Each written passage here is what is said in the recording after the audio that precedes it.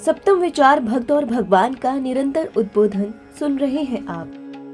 अब लक्ष्मण जी को ये समझाकर कि सीता जी की देखभाल करना, जटायु की मदद लेना, मैं जा रहा हूँ मृग के हिरण के पीछे जाता हूँ, इसको मैं लेकर आता हूँ ताकि पत्नी की इच्छा पूरी हो सके।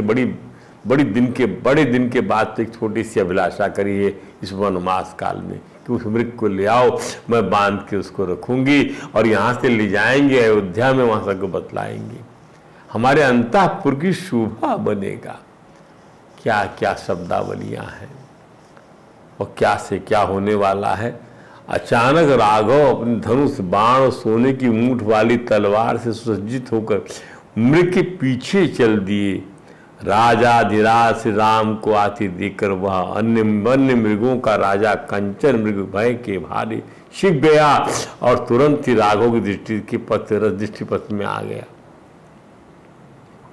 वो मृग कभी डरा हुआ, कभी घबराया हुआ, कभी आकाश में उछलता हुआ दिख पड़ता था, कभी वन के किसी स्थानों में छिपकर अदृश्य हो जाता था और फिर वह श्री रघुनाथ की आंखों के सामने चमकने लगता था। श्री रघुनाथ को थका डाला उसने।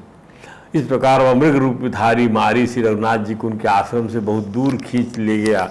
इसे मृग रूपी रूपधारी निशाचर ने श्री रघुनाथ को कुन्मत्त खा कर दिया। मृग का भागना, छिपना और पुनः सामने आना बहुत देर तक चलता रहा। तब श्री रघुनाथ ने क्रोध में भरकर अपने तरकस से शत्रु संहारक बाण का संधान कर मृग रूपी राक्षस पर छोड़ दिया। उस बाण की चोट इतनी गहरी थी कि मृग बना मारीच मरणासन अवस्था प्राप्त कर भूमि पर गिर पड़ा। मरते समय उससे रावण का बताया काम याद आ गया कि राम को दूर लाने के बाद आश्रम में सीता की रक्षा कर लक्ष्मण को भी हटाना है। तब मारीच ने श्री रामचंद्र के समान आवाज निकालते हुए मरने के पहले जोर से बुलाया, पुकारा, क्या? हा सीते, हा लक्ष्मण, और मारीच के प्राण निकल गए। जब रघुनंदन अपने मरे हुए शिकार के पास पहुंचे तो वहां भूमि पर स्वर्ण मृग नहीं था, अभी तो भूमि पर एक विशाल काय मरा हुआ राक्षस मारीच उनके सामने पड़ा था। ध्यान दीजिए, प्राण निकल जाने के बाद में लिंग शरीर के साथ में चिदाकाश के साथ में वो शरीर चला जाता है, वहाँ पर फिर माया काम नहीं करती। स्वर्ण मृग जैसा कुछ भी नहीं था। वे तुरंत समझ गए कि वो मारीच की माया थी और लक्ष्मण की बात याद भी आ गई। उनके मन में सीता की सुरक्षा को लेकर अनेक आशंकाएं तैरने उतराने लगी और वे चिंतित होकर आश्रम की तरफ उल्टे पैर लौट पड़े। उधर आश्रम में सीता जी जब नहीं मिली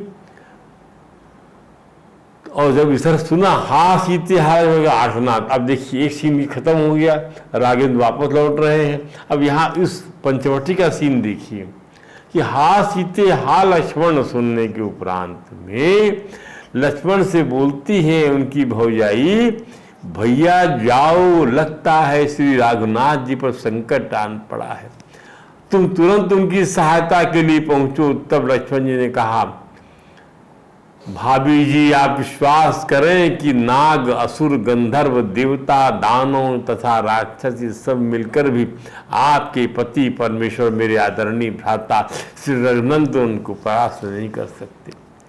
होनहार प्रबल होती है, अच्छों की मति मारी जाती है।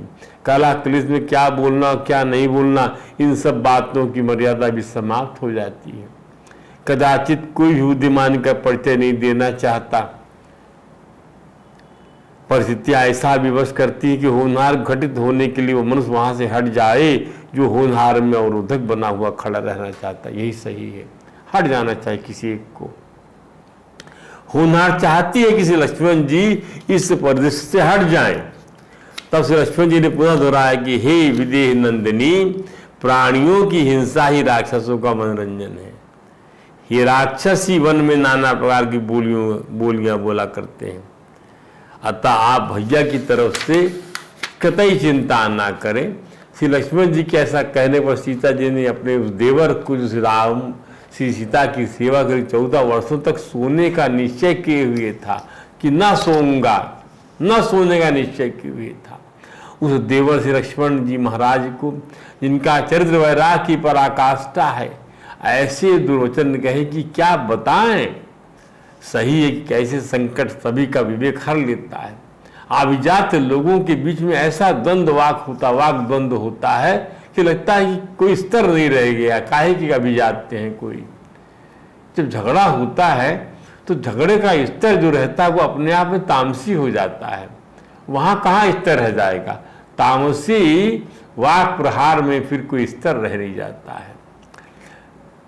कैसे माया देव चरित्रों को भी मोहित कर लेती है। श्री राघवेंद्र श्री सीता जी से लक्ष्मण जी की बात में क्रोध आ गया। कहाँ तो उनके भैया के संकट में पड़े होने की आवाज आ रही है, हा सीते हा लक्ष्मण, और कहाँ लक्ष्मण जी इसे राक्षसों का मनोरंजन बता रहे हैं। ये आग बबूला हुए हो गई। ध्यान दीजिए, माया माया का साथ दे रही है, वैराग और माया का माया सीता में और वैराग में ये अंतर तो रहेगा ही। वो क्यों वैराग को पनपने देगी, वैराग को भंग करना चाहेंगी वो। वे सत्यवादी से लक्ष्मण जी से कठोर भाषा में बोलने लग गई। क्या बोल रही हैं? भगवान वाल्मीकि लिखा है, ये प्रश्न तुलसीदास जी के रामायण में नहीं मिलता। लक्ष्मण मुक्ता क्रुद्धा संरक्त लोचना, आंखें क्रोध से लाल हो गई।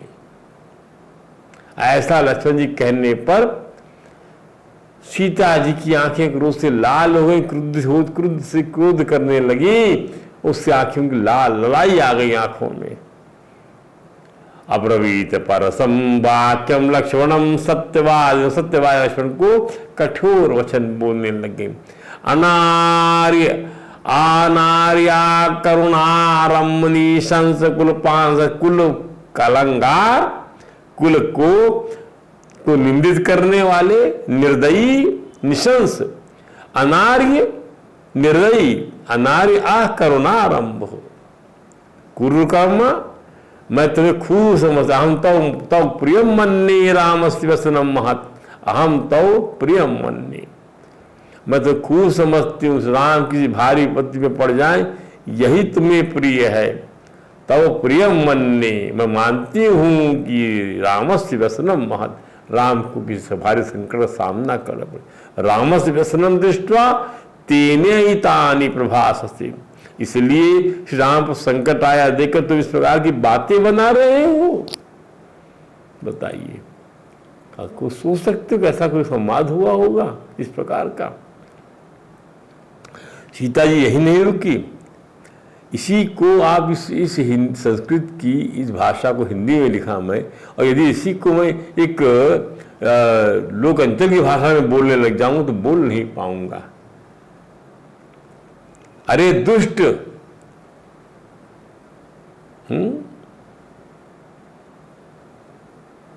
बदमाश, दुष्ट, कपटी,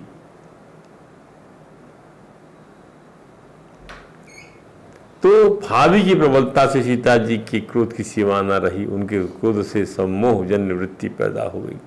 क्रोधाद भवति सम्मोह, क्रोध से मोह हो जाता है और उससे मूल भाव प्राप्त हो जाता है। क्रम है पूरा। सम्मोह माने मूल भाव प्राप्त होता। मूल भाव माने पर मनुष्य अपने सुहृदों को, मित्रों को, पूज्यजनों को उल्टी सीधी बात बोल देता है और ऐसा न करने लायक बर्ताव भी कर बैठता है। सम्मोहात स्मृति भ्रमाहा, और सम्मोह से स्मृति चली जाती है। स्मृति नष्ट होने का मतलब शास्त्रों से, सब विचारों से जो निश्चय किया गया था, अपने को ऐसा काम करना, ऐसा साधन करना है, अपना उद्धार करना है, उनकी स्मृति नष्ट हो जाती है, उसकी याद नहीं रहती है। स्मृति नष्ट होने से पर बुद्धि में प्रकट होने वाला विवेक भी लुप्त हो जाता है। स्मृति भ्रंशाद, स्मृति भ्रंश होने से बुद्धि नाश हो जाता है, बुद्धि का नाश हो जाता है, अर्थात मनुष्य में नया विचार करने की शक्ति नहीं रहती। बुद्धिनाशात प्रणश्यति, विवेक चुप्त हो जाने से मनुष्य अपनी स्थिति से गिर जाता। अतः इस पतन से बचने के लिए सभी को अपने जीवन में भगवान की परायण होने की बड़ी आवश्यकता है। श्री सीता जी का क्रोध कुछ इसी प्रकार का था। श्री लक्ष्मण की अवज्ञा ने उन्हें इतना क्रुद्ध कर दिया, इस कारण उन्हें मूढ़ सम्मोह अर्थात मूढ़ भाव प्राप्त हुआ और वे अपने प्रिय देवर को, जिन्होंने उनकी चरणों के अतिरिक्त कहीं और दृष्टि नहीं डाली थी, को अनर्गल बातें कह डालती हैं। सुदुष्टस्त्वं वने राम मेकं मेको अनुगच्छसे, काम हेतु प्रतिक्षन्ना प्रयुक्तो भरतेन वा। लक्ष्मण तुम बड़े ही दुष्ट हो। श्री राम को वन में अकेले आते देख मुझे प्राप्त करने के लिए उनके पीछे पीछे चले आए, और बहुत संभव है कि भरत ने ही तुम्हें पढ़ाया हो।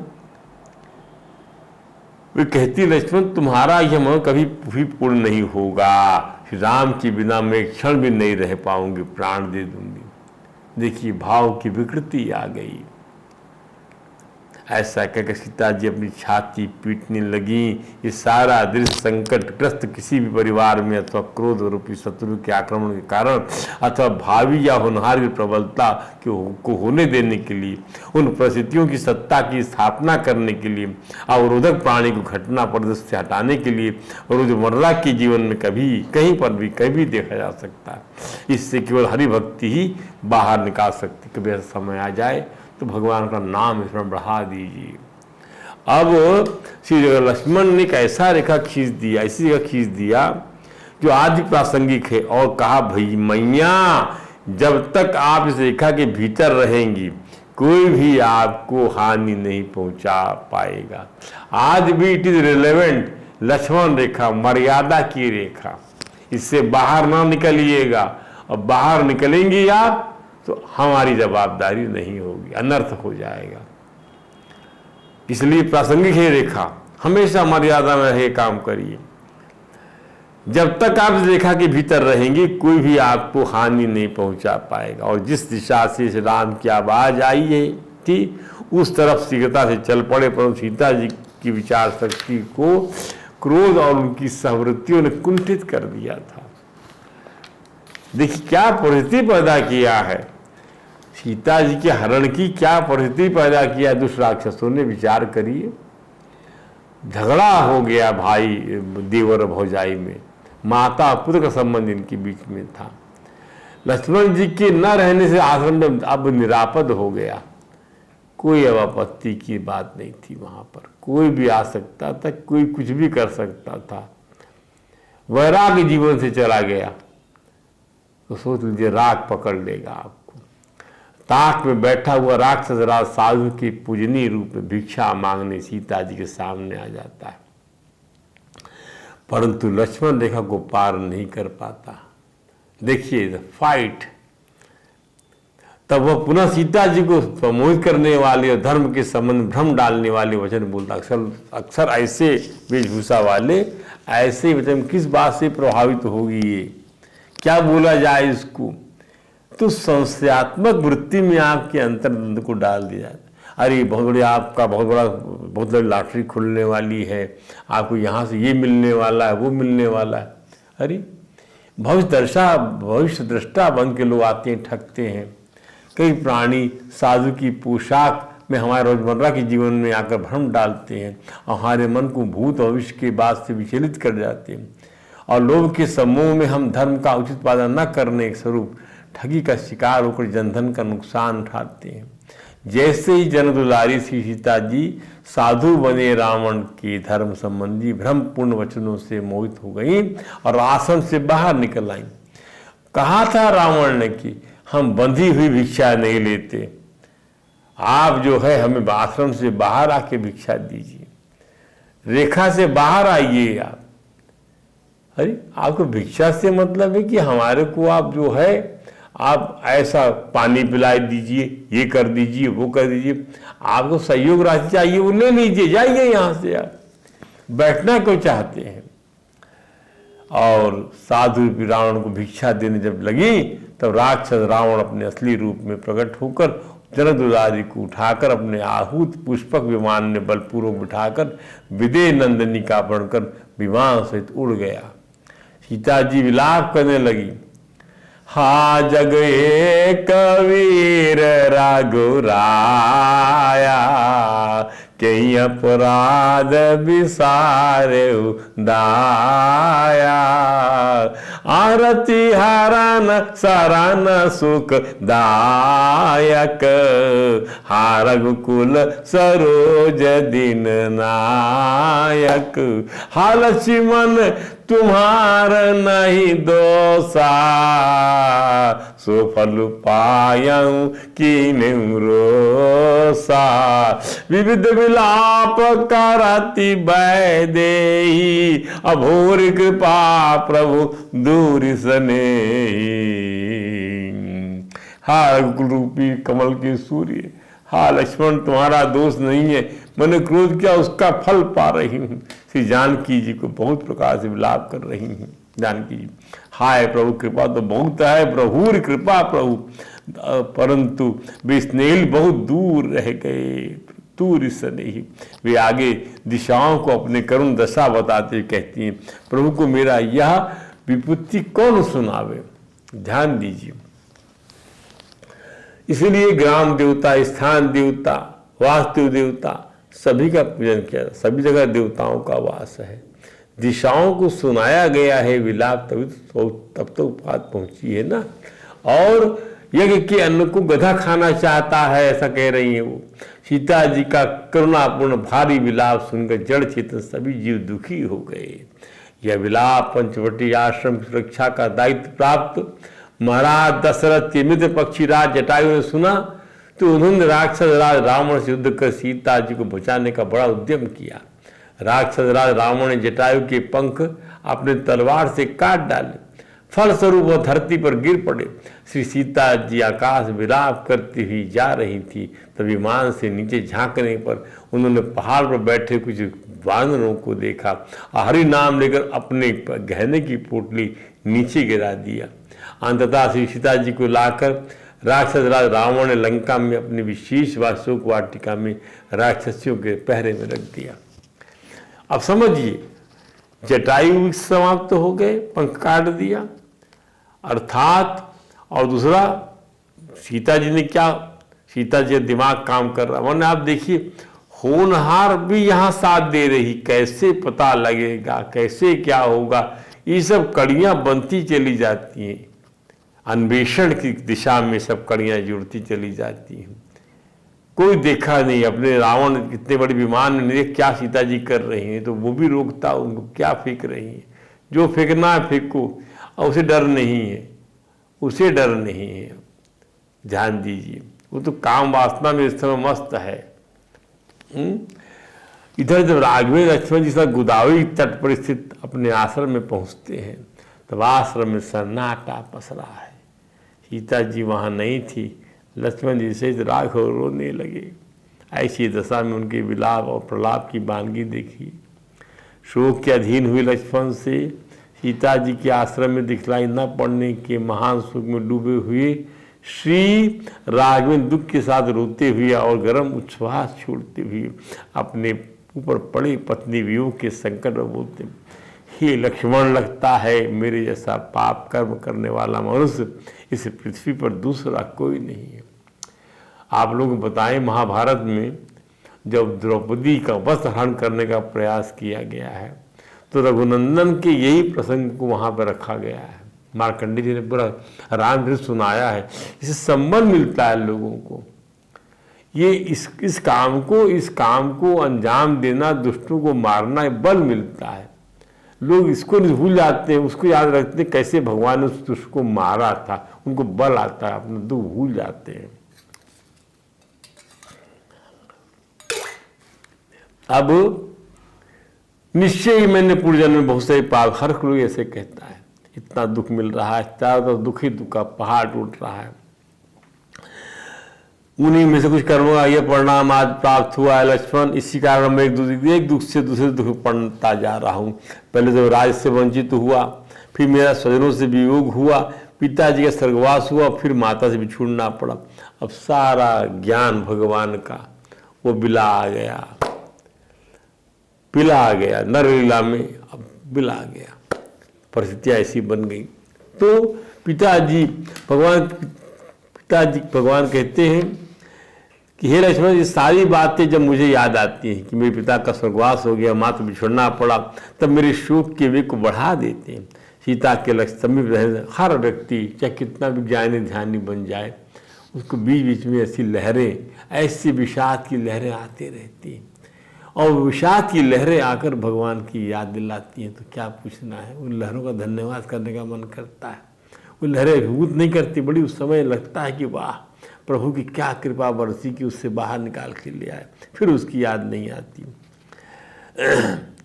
मेरे शोक के वेग को बढ़ा देते हैं लक्ष्मण ये सब बातें। सीता के समीप रहने से मुझे शांति मिलती थी, अब उसके वियोग में वह दुख भी फिर मुझे सालने लगा है। हो ना हो सीता को कोई राक्षस आकाश मार्ग से हरण कर ले गया है। राक्षसों की क्रूरता के कारण सीता की दुर्गति की कल्पना नहीं की जा सकती। न लीला करते हुए भगवान रघुनाथ जी शोक से विवल होकर सूर्य वायु आदि सभी से सीता का पता पूछते हुए कहते हैं। ये बहुत अच्छा प्रसंग, आप ध्यान से समझिए कैसे भगवान क्या करना चाहते हैं नरलीला में, क्या बताते हैं।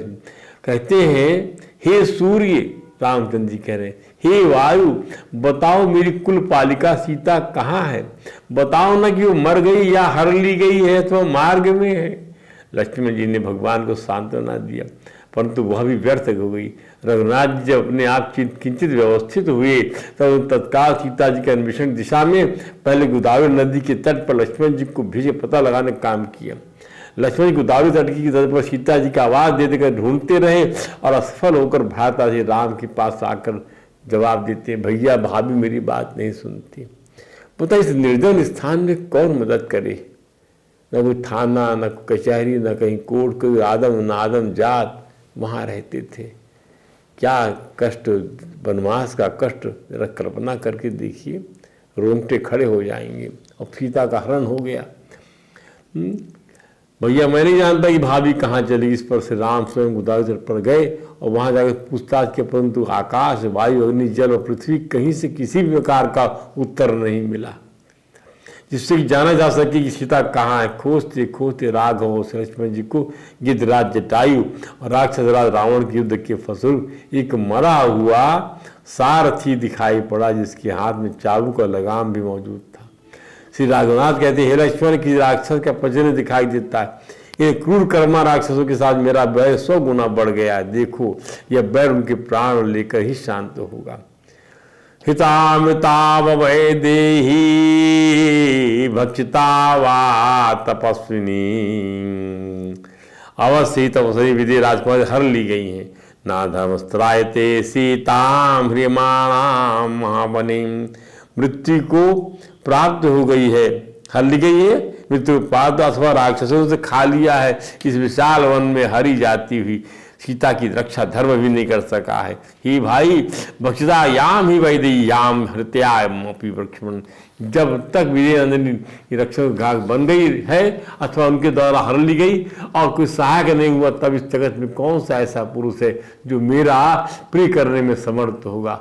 रघुनाथ जी कहते हैं, मृदुम लोक हिते युक्तम दांतम करुण भेदिनम निर्वीयम इति मन्यते नूनम माम त्रिदशेश्वरा।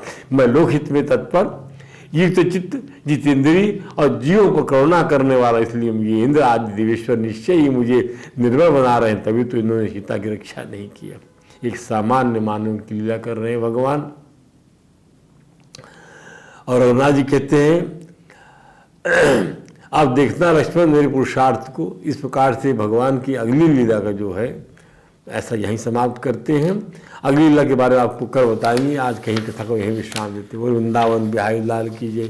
हरे राम राम राम हरे हरे, हरे कृष्ण कृष्ण कृष्ण हरे।